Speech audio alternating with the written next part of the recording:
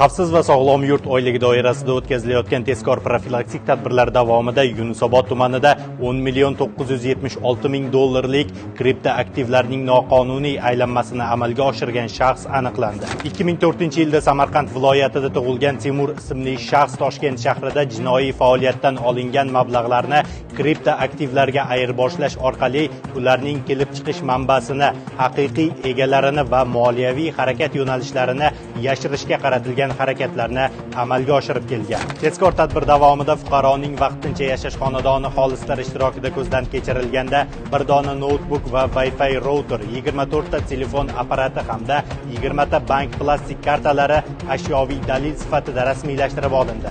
Hozirda mazkur holat yuzasidan O'zbekiston Respublikasi Jinoyat kodeksining 278.8 moddasi bilan jinoyat ishi qo'zg'atilgan.